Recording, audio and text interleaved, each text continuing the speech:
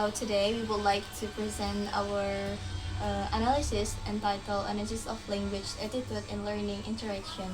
So we just give a explanation in concept, purpose, and application of discourse analysis. First of all, let us introduce ourselves. My name is Aurelia Mariska. And me, Anggurinti Pratiwi. And I'm Monica Otaviana. Okay, so guys, in the first slide we have introduction that discourse analysis is a way to study language by looking at how people use it in real life. It is not only about grammar but also about meaning, intention, and context. This approach helps us understand why people say certain things and what messages are actually delivered through language. In the next slide, we have the definition of discourse analysis. First of all, we have four elements. The first is study of language in use, and the second focuses on spoken and written text.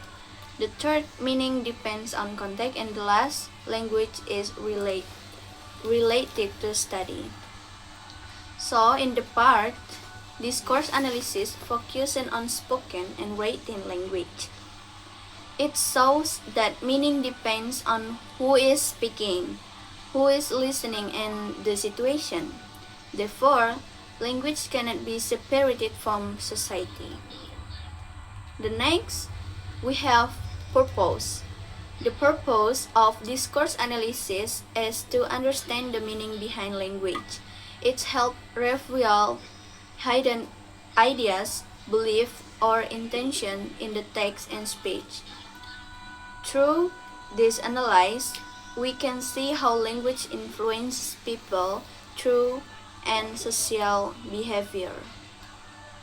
So in the main purpose of discourse analysis is to understand the deeper meaning behind language.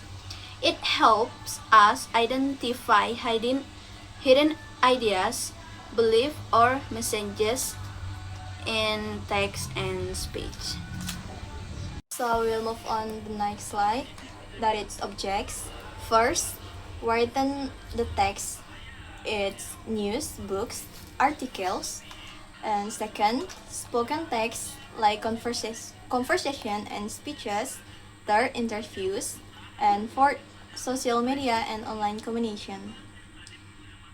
Discourse analysis can be applied to many forms of language, such as news articles, books, conversation, speeches, interview, and social communication.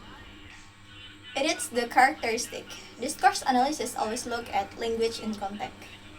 It's consider who is speaking, who is listening, and the situation of communication.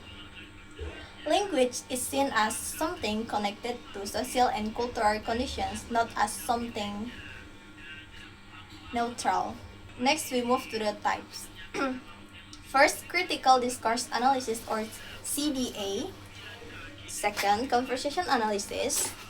Third, narrative analysis. And fourth, media discourse analysis. There are several types of discourse analysis, including critical discourse, conversation analysis, narrative analysis, and media discourse analysis. Okay, the next slide. Critical discourse analysis focus on the relationship between language, power, and ideology.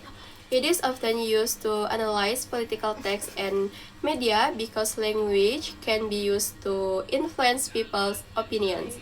One important figure in this field is normal fair flux. This type is often used to analyze politics and media. It helps explain how language can influence people and power. Next, application. First, analyzing political speeches, analyzing news reports, studying social media comments, and understanding public opinion. Through this analysis, we can understand how language shapes public opinions and social behavior. The conclusion. In conclusion, discourse analysis helps us understand language more deep L. It shows that language is power and meaningful because it affects how people think and interact. Therefore, discourse analysis is important in studying language, society, and communication.